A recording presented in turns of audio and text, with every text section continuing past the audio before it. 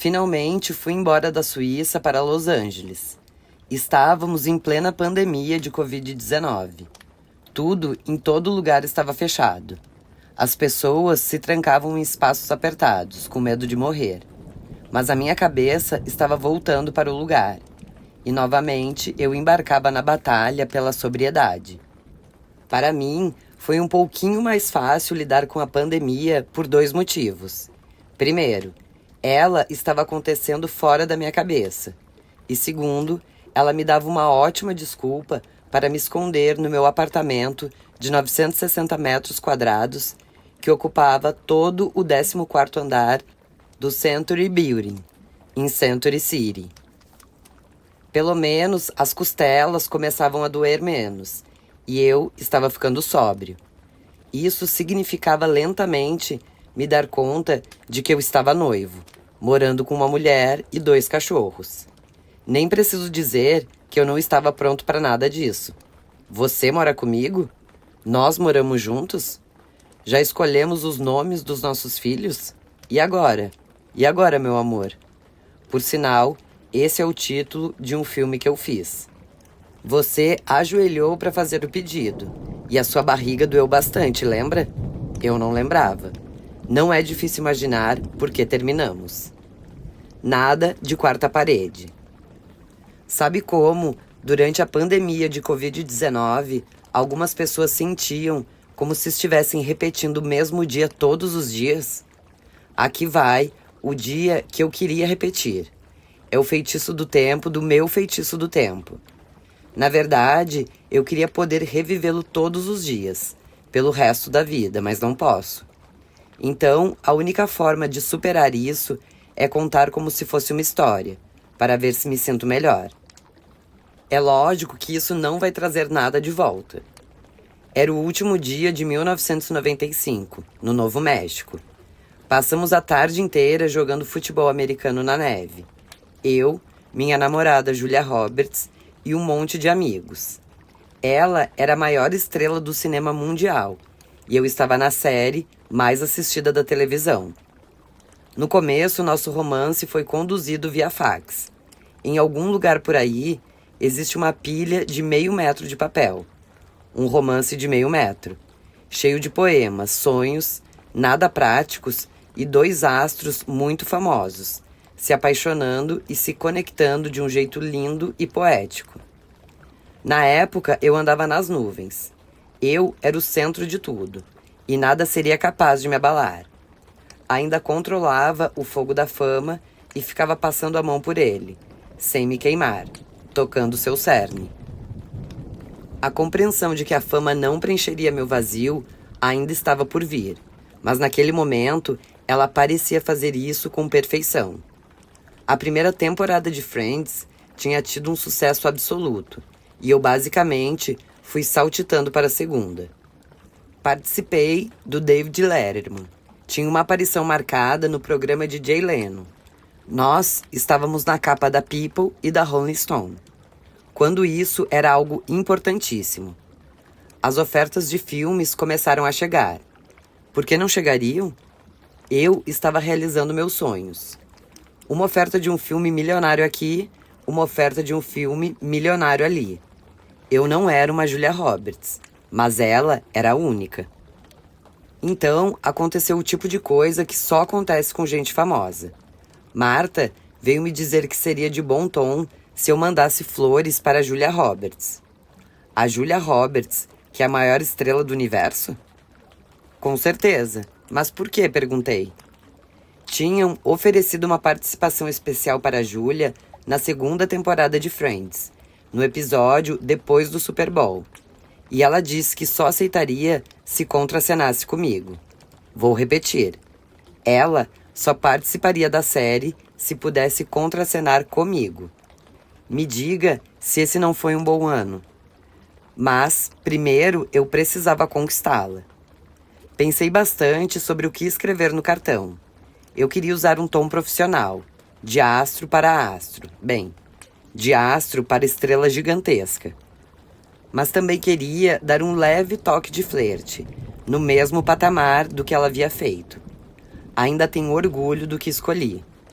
Enviei 3 dúzias de rosas vermelhas para ela, com um cartão que dizia: a única coisa mais empolgante do que a possibilidade de você participar da série é finalmente ter uma desculpa para lhe enviar flores. Nada mal, não? Eu tinha medo de dormir à noite, mas conseguia ser charmoso quando necessário. Só que meu trabalho estava longe de terminar. Ela respondeu que se eu conseguisse lhe explicar física quântica de um jeito compreensível, concordaria em participar da série. Nossa! Para começar, estou falando com uma mulher para quem um batom foi inventado. E agora, ainda por cima, preciso estudar. No dia seguinte, mandei para ela um trabalho sobre a dualidade onda-partícula e o princípio da incerteza e do emaranhamento quântico. E apenas parte disso era metafórico. Alexia, uma das roteiristas da série, diria ao Hollywood Reporter muitos anos depois: Julia se interessou por Matthew à distância, porque ele é charmoso demais. Houve muita paquera via fax. Ela mandava perguntas do tipo: por que eu deveria sair com você? E todo mundo na sala dos roteiristas o ajudava a explicar o motivo. Ele se saía bem sem a gente, mas não havia dúvida de que estávamos no time Matthew e tentando fazer aquilo dar certo para ele.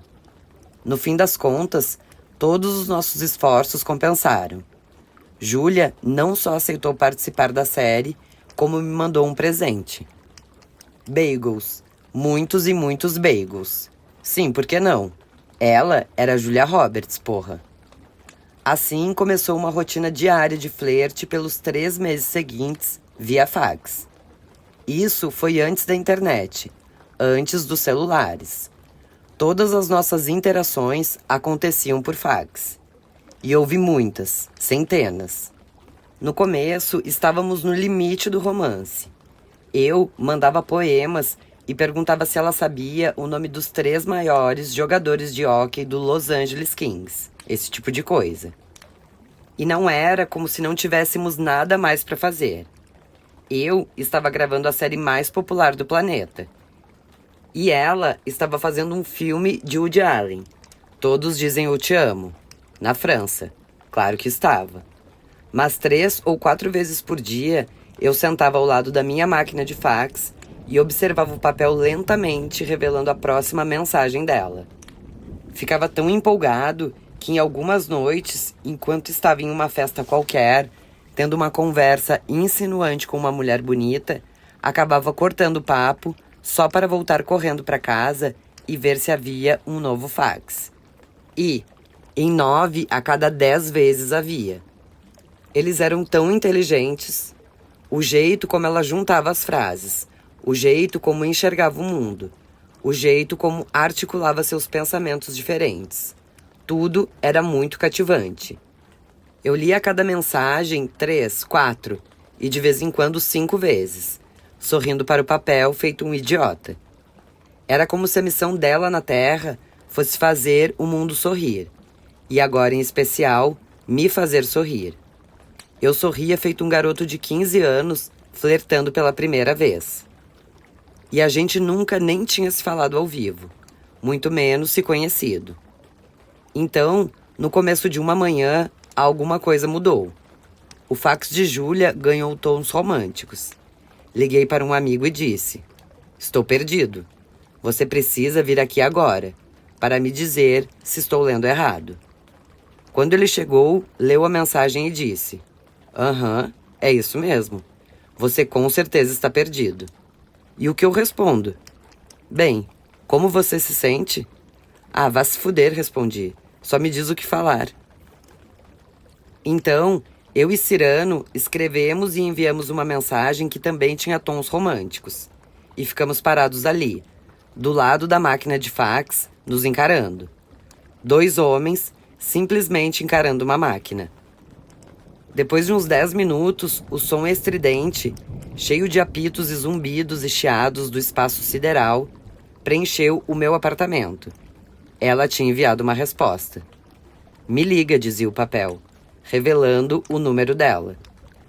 Peguei o telefone e liguei para Julia Roberts. Eu estava nervoso pra cacete. Tão nervoso quanto fiquei na minha primeira participação no programa do David Letterman. Mas a conversa foi fácil. Eu a fiz rir. E cara, que risada. Ela era extremamente inteligente, uma grande intelectual. E era uma das 3 melhores contadoras de histórias que já conheci. Na verdade, suas histórias eram tão boas que em determinado momento perguntei se ela havia escrito tudo aquilo antes de falar comigo. 5h30 depois, quando desligamos, eu me dei conta de que o nervosismo havia desaparecido. Depois disso, nada mais nos segurou. Conversas de 5 horas aqui, conversas de 4 horas acolá. Nós estávamos nos apaixonando, e eu não sabia no que aquilo daria, mas estávamos nos apaixonando. Dava para ver que tínhamos encontrado uma conexão inesperada.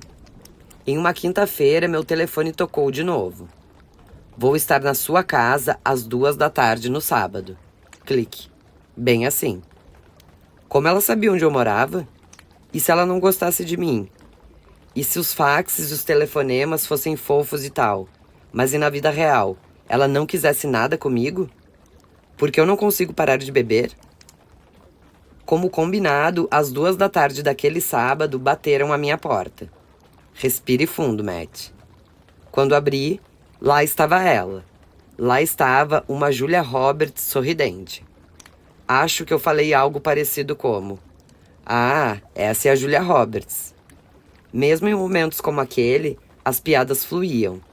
Craig teria feito esse comentário mais rápido, só que ele não estava ali. Ela soltou aquela risada de Julia Roberts, a que tinha força para mover 1000 navios. E toda a tensão foi embora. Ela perguntou como eu estava. Estou me sentindo o cara mais sortudo do mundo. E você, como está? Acho que você devia me convidar para entrar. Eu fiz isso, tanto no sentido figurado quanto no literal. E uma relação se iniciou. Quando começamos as filmagens do episódio de Friends do Super Bowl, já estávamos namorando.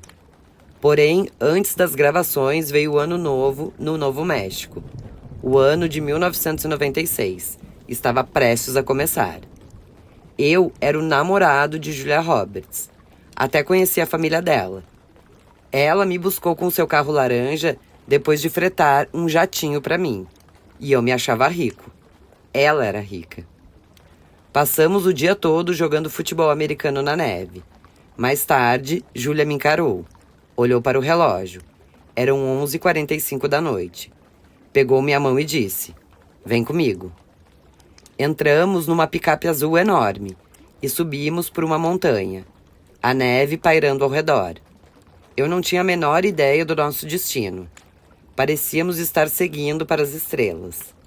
Com o tempo, chegamos ao topo, e o céu ficou limpo por um instante, liberando para nós a visão do Novo México, e além, até o Canadá.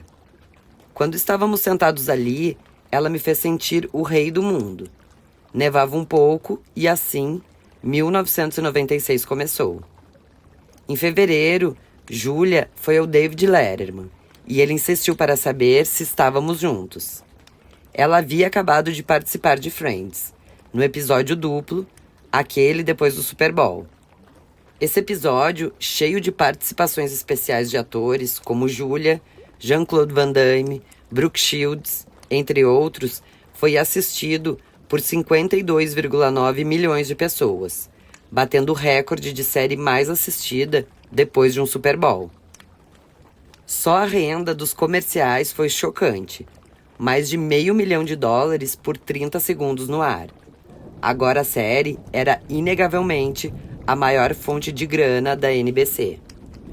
Mesmo assim, ainda lembro de me pegar pensando em algumas noites. Bem que eu queria estar em plantão médico em vez de Friends.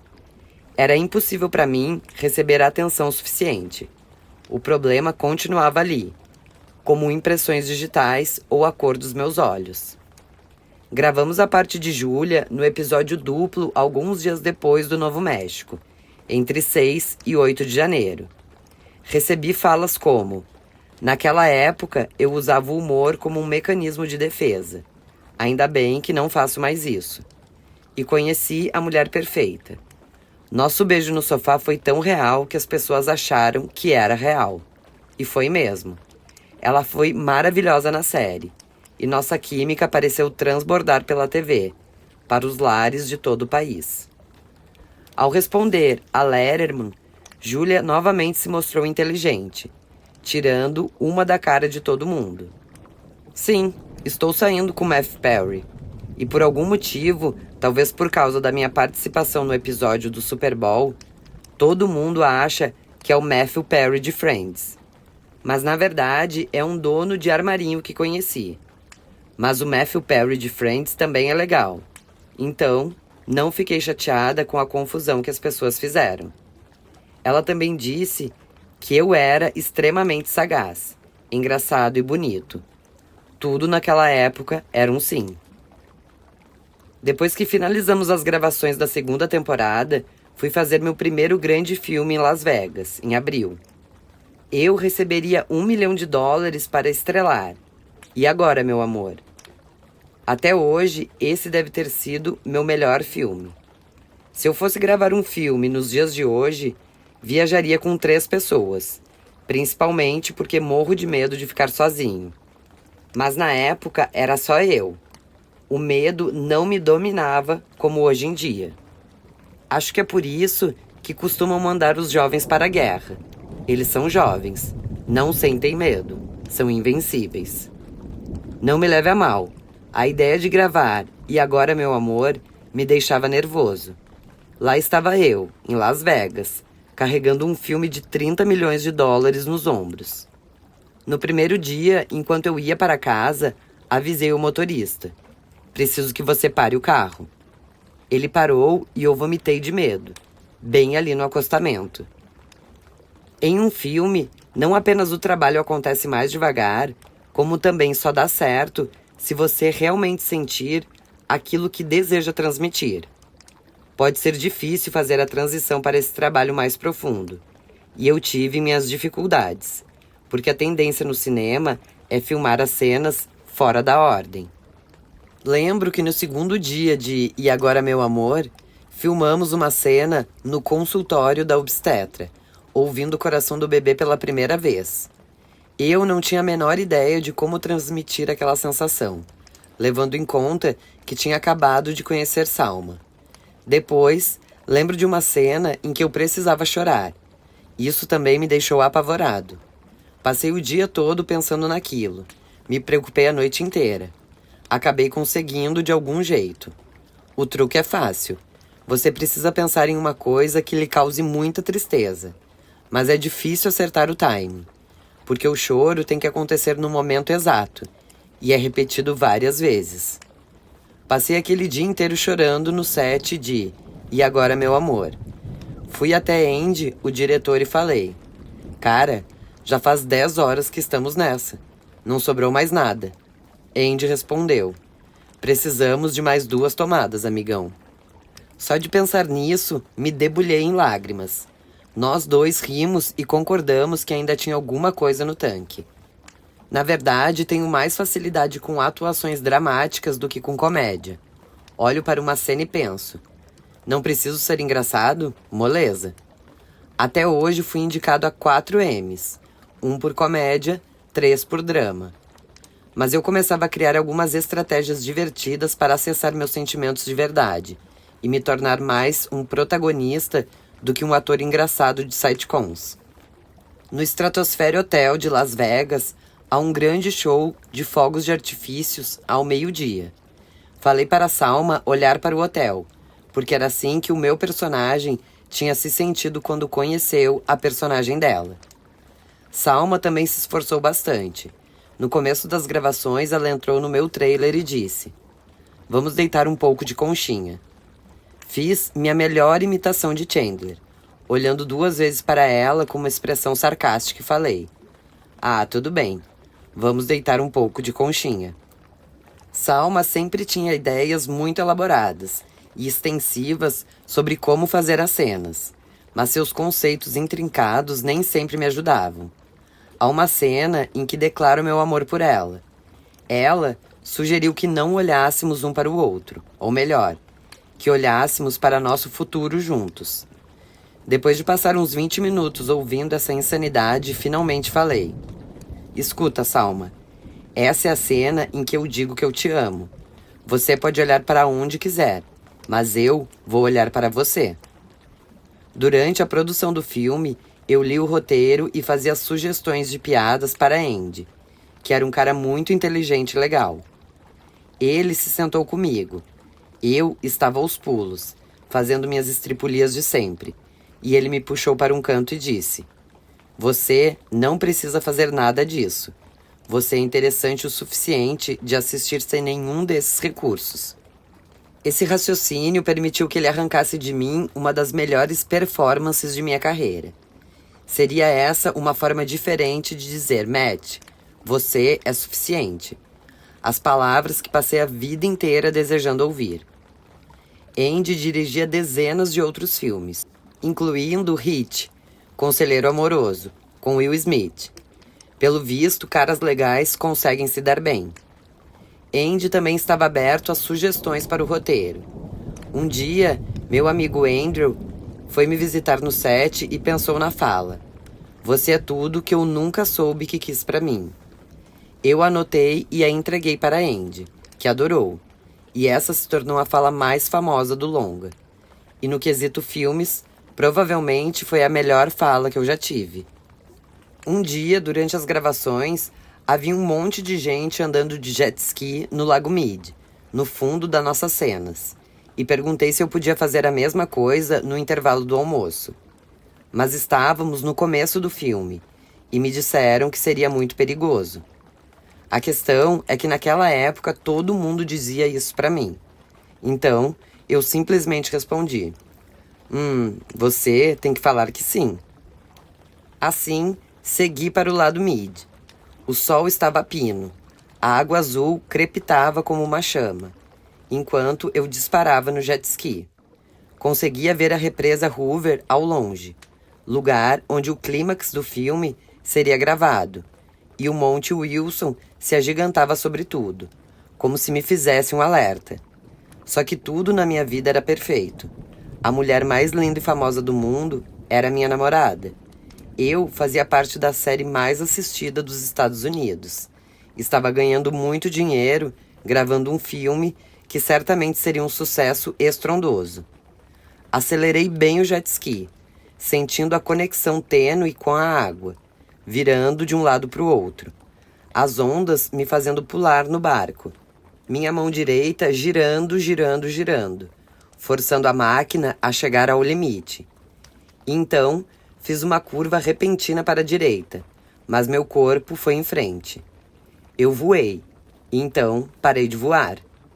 Quando voltei à tona, olhei para o lugar de onde eu tinha saído, e havia umas 40 pessoas na praia, a equipe inteira, me assistindo colocar o filme inteiro em risco e agora mergulhando no Lago Mead para me salvar. Quando cheguei à praia, eu sabia que tinha me machucado. Naquela noite, filmaríamos uma cena importante, a cena do nascimento do bebê, o momento chave, e eu precisava estar bem. Mas tudo doía. Meu pescoço estava especialmente fodido. A equipe sabia que eu estava mal.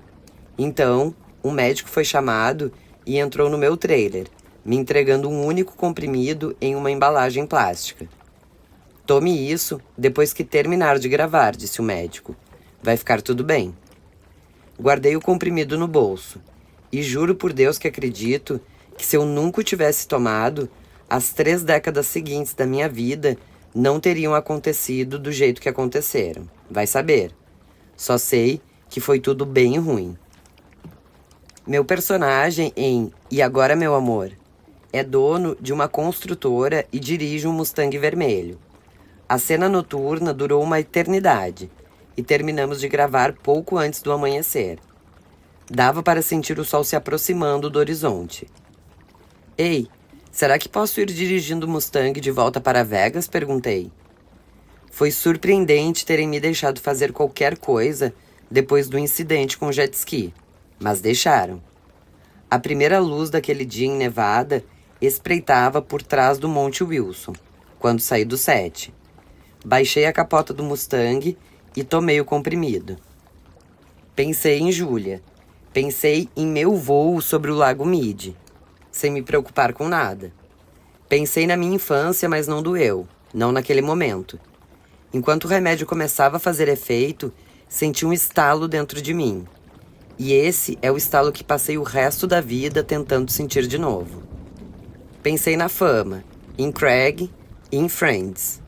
O verão se aproximava, com suas nuvens cor-de-rosa, e o ar suave e desértico. Aquele era o meu céu cor-de-rosa. Eu me sentia tão bem que, se um trem me acertasse, simplesmente me viraria para o maquinista e diria: acontece, irmão. Eu estava deitado na grama do meu quintal no Canadá, novamente cercado pelo vômito dos meus amigos. Era inacreditável como aquela sensação era boa. Eu sentia uma euforia completa e pura. O remédio havia substituído meu sangue por mel quente. Eu era o maioral. Nunca me senti tão bem. Nada poderia dar errado. Enquanto eu dirigia o Mustang conversível vermelho para minha casa alugada em Vegas, lembro de pensar: se isso não me matar, vou repetir a dose.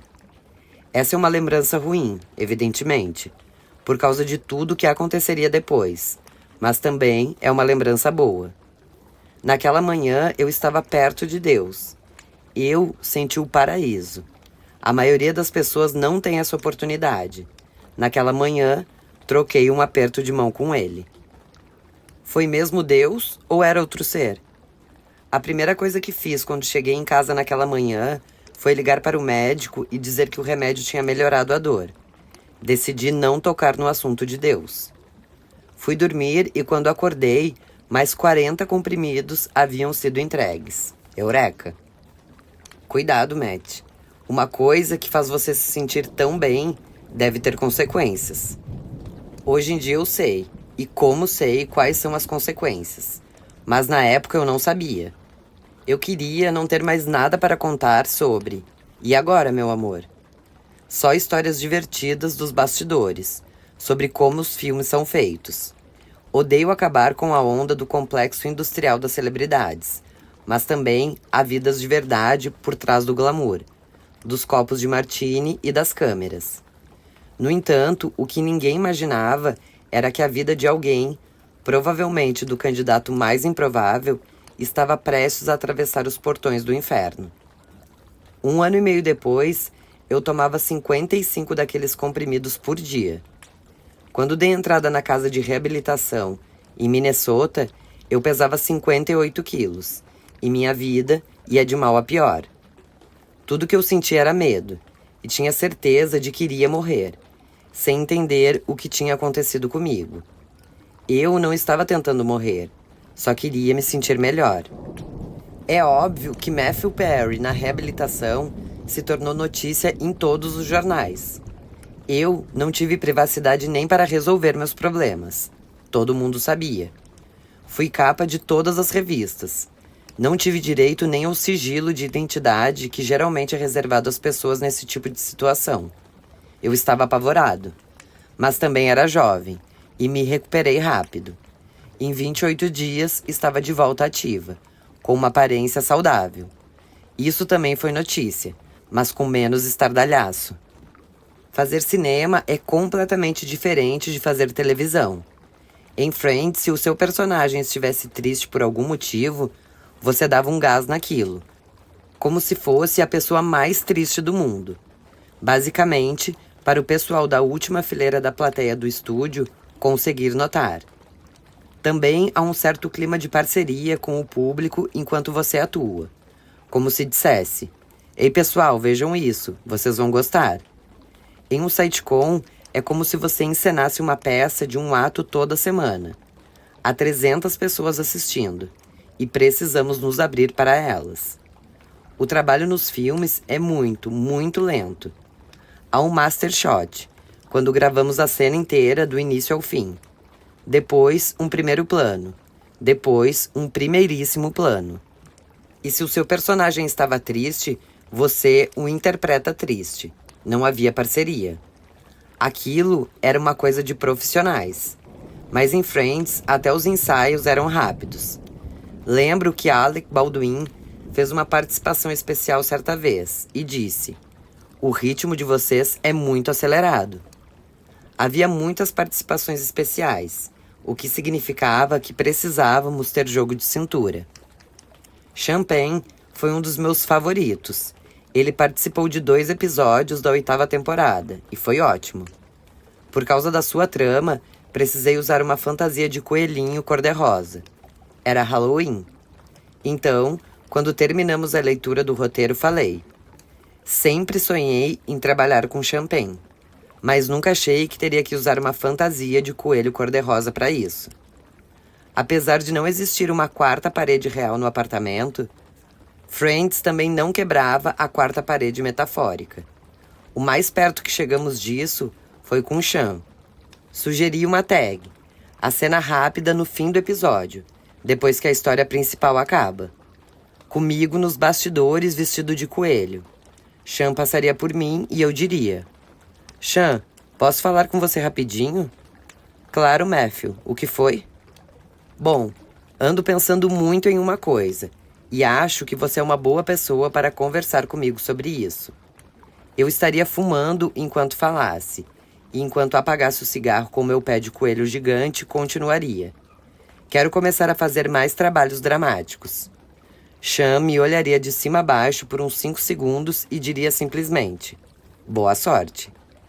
Arranquei gargalhadas na mesa, mas aquilo quebraria uma regra que nunca quebramos em 10 anos. Nem mesmo um cara tão poderoso quanto Champagne e eu, usando uma fantasia ridícula de coelho cor-de-rosa, seríamos suficientes para quebrar a 4ª parede. Ela permaneceu no seu devido lugar, como deveria ser. Todos nós tivemos anos específicos em Friends, em que o mundo inteiro falava sobre os nossos personagens. Na primeira temporada foi David, na segunda foi a vez de Lisa. Na 5ª e na 6ª fomos eu e Courtney. Aniston foi o destaque da 7ª e da 8ª. Matt, o amigo que mais evoluiu, ficou com a 9ª e a 10ª. Alguns ganharam Emmys por essas temporadas, e todos nós deveríamos ter ganhado mais do que ganhamos. Mas acho que existe uma espécie de preconceito contra pessoas ricas e bonitas com um apartamento grande demais para a realidade de Nova York. Além do fato de que, como eu sempre disse, não havia a 4ª parede. Naquele primeiro ano, o ano de David, um dia ele apareceu no meu camarim. Ele tinha dado ao seu personagem aquela cara de cachorrinho perdido que era tão engraçada. Ele também foi o primeiro de nós a gravar um comercial e aparecer no talk show The Tonight Show. Foi o primeiro a comprar uma casa, a conseguir estrelar um filme. No primeiro ano, ele foi o astro, e com razão. Ele era hilário. Naquele dia no camarim, ele se sentou na minha frente e foi direto ao ponto. "Matt", disse ele, "andei pensando. Quando nós renegociarmos nossos contratos, devemos fazer isso como um grupo. Todo mundo deveria receber a mesma coisa." Ele era de longe a pessoa que mais tinha poder de negociação. Eu não conseguia acreditar no que estava ouvindo. Nem preciso dizer que aquilo me empolgou. Não achei nem um pouco ruim me aproveitar da generosidade dele.